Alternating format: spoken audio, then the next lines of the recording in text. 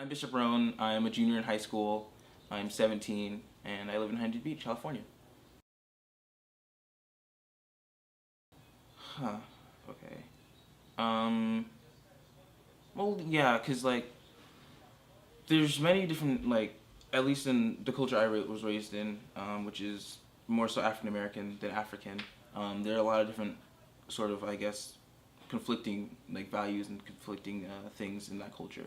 So for me personally, it was really hard to identify with what African American values I would grow up with. For example, my mom was in the earlier stages of our lives. My mom was very adamant on us possibly celebrating Kwanzaa, but we actually never did as a family or as individuals either. So that's something that for as a kid, you question. You're like, well, what is my culture? Because for I think specifically for Black people who their ancestors were taken from their own original culture, and they're forced to move to America and adapt to their culture. There's a lot of different types of things that get intermingled and lost in there, and so I think that as a kid, that's really hard for you to identify as a specific culture or identify with your own cultural values. So yeah. It means a lot for me to be a part of my own my culture, and I think that it's gonna mean something different to everybody. But specifically for me, it means that I'm a part of a culture that has survived years of intolerance and injustice, and we've made it, and we're living and we're progressing, and I think that we will continue to do that, and that's where I want to see my culture in I don't know upcoming years, because right now there's a lot more tension that's been coming back. But I really do believe that my culture will be able to thrive. So yeah. Okay, so one of my biggest issues, or one thing I really would like to see change, is definitely the appreciation versus appropriation. And I think a lot of people don't have an understanding of what that is. And if you appreciate a culture, that's fine. And I understand that. For me, I watch anime and stuff like that, and so I really appreciate Japanese culture. But you would never see me in a kimono because that's reserved for their culture, and stuff like that I feel like people don't really understand, and they just sort of go for it. And for me, that's something that's can be very offensive. Something else I want to see is maybe more of a general want to learn about other cultures, because whenever at least for me, if someone does something that's messed up and you try to explain to them, they don't want to hear it. And that could be for a number of reasons. One, because of their pride in themselves, they don't want to hear that they've messed up. Or two, that's simply the fact that they don't care. And for me, that's something that's very not good. And I feel like a lot of people need to care more about what they're saying, what they're doing, in order to have much more cultural tolerance in the world. So yeah. Definitely, I know between my friends, my family not so much because they all identified as a single culture, but definitely my friends. One example I can bring up here is whenever I would explain to my friends why I don't do certain things because of my hair. One thing everyone tells me that they want me to do is grow an afro, which is a typical Black or African American thing that people like to see Black people do. And one of the biggest reasons that I have to sort of not do that, or even twist my hair, which I used to do, is that right now in the environment that we live in, it's very hard for you to go out looking like your culture or showing your ethnicity and not getting some backlash for it. My mom's really right now, because of the climate of our environment and climate of politics, meaning she's very concerned about if I were to go out with an afro or with twist or with dreads or something, that I could become a target for harassment or violence towards me because of the way I look or because of the color of my skin. And so whenever you try to explain this to your friends, they don't really understand it because they don't live in the same world as you do, or the world you live in. And so when you try to explain this to them, they're like, well, that won't happen, or that doesn't happen. And then there's all this evidence that it does happen, and they still just sort of turn a blind eye to it. So I think that definitely there is always a barrier between my friends. And there's sort of a barrier between me and my family, because my mom sort of wants me to like shy away from that. I sort of embrace it because I'm like, that is my culture, and this is what I this is one of the only things I can do to like show my appreciation of my culture.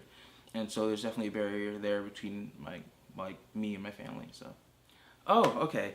So specifically, one thing I really appreciate is actually choirs, and this might be like up for debate about how it's cultural and how it's not. But back when slavery was a thing, when when black people were forced to pick cotton or do labor's tasks, they would sing like as a unison all together to help keep rhythm of who's picking cotton and stuff like that, and that would keep them on track with stuff they're doing.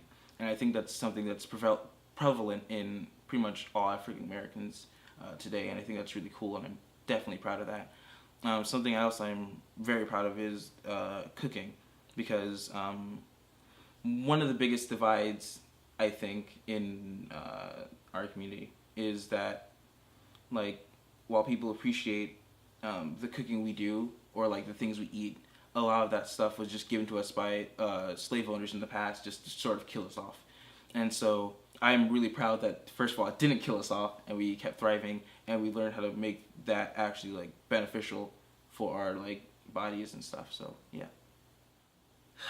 Okay. I definitely have experienced those things before, and but usually because of where I grew up, which was Queens in New York, and then I moved to LA, and then I moved to Huntington Beach. Where I grew up, in the first two places, there was not really a lot of that, and when there was, my mom would deal with it because I was really young at the point. Moving to Huntington Beach was a lot different because on the first week I got here, my sister was called the N-word, and that was something that like I had never heard and wasn't used to, the idea that like people would call you names just because of the way you looked or the color of your skin. So definitely something my family and I have experienced, and we've pretty much, the way we dealt with that was my mom actually sued the kid and the school, and we won and got pretty good compensation for it. So that's something. And then but mostly stuff I deal with, because I'm not a black female, I'm a black male.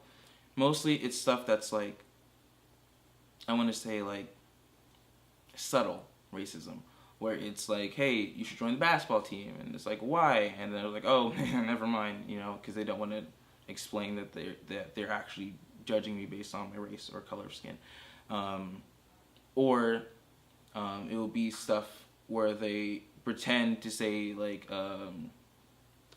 certain racial things to me just because they think they can get away with it, and I don't experience a lot of like hate. Usually it's more like subtle racism. The one time I did, I think it wasn't hate, it was very oppressive ignorance. I was at a plaza near our high school that we go to, and I was sitting there with a friend, and my friend's friend walked up to our table and started talking to us, and I didn't really vibe with this kid at all at first, and I still don't vibe with him, but later he started talking about like my brother, and because at the time my brother had like a burn mark on his skin because of idiot friends, and he started talking about my brother, and then he said, yeah, that burn mark, and I was like, what about it? He was like, yeah, he said, specifically he said, it burned the black off of him. And at that point I was like, this is not going to end well. So at that point I was just telling him like, you need to back up, you need to leave, I don't like you, it's not going to end well. And so he goes on a tangent about specifically black people and doesn't talk about anything else. And I'm sitting there with my friend, and we're looking at each other like, this is horrible, like this is terrible, and we just want to leave at that point. And then this is the one thing that stuck with me about that situation, or one of the things he said that stuck with me. He specifically said,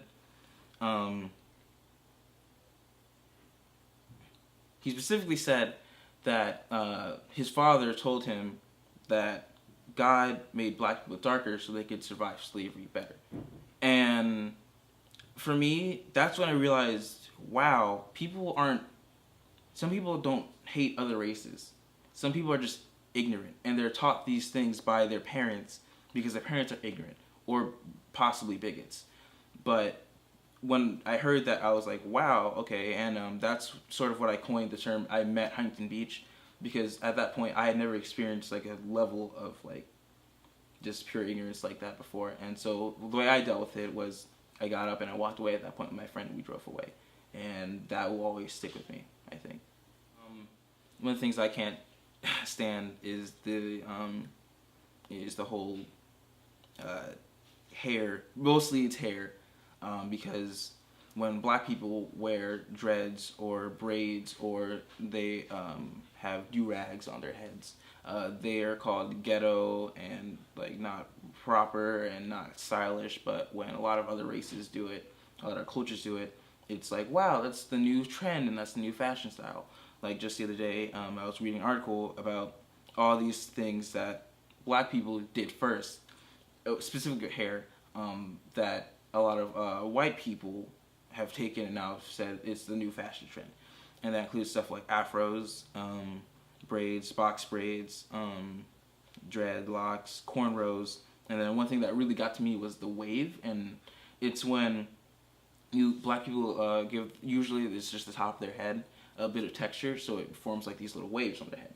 And when there's a picture of a white male having it, and for me, that was super like offensive, because that's definitely something people would call like a black person a hoodlum or a ghetto person for having like waves. And so like when I saw that happening, I was like, wow, that's messed up. And personally, those things, pretty much all of those things, derived from some form of slavery. Afros, I believe, no, not afros, dreadlocks, I believe, they were developed because the people couldn't manage their hair back in those times, because you're trying to manage your life at that point. And so they would leave their hair as this, and their hair would grow long and lock together. And that's where you get the term dreadlocks. And that's also what happened with braids. Not braids, sorry. Some forms of box braids, that's the same case. And then afros, sort of same thing, where their hair would grow long and they couldn't really manage it. And then do-rags was something that people, they had so they could possibly try to manage their hair. And those are things that I feel like a lot of other people just ignore, and they just look at that thing and they're like, wow, that's cool, and so they try to copy it, imitate it. And for some people, I understand that that's like a form of like flattery, and they're saying, I appreciate this style of hairdo, I'm gonna wear it. But I feel like if you don't understand the culture, if you don't, I guess, see yourself with that culture, then identify yourself with that culture or as that culture, you should not be doing those things.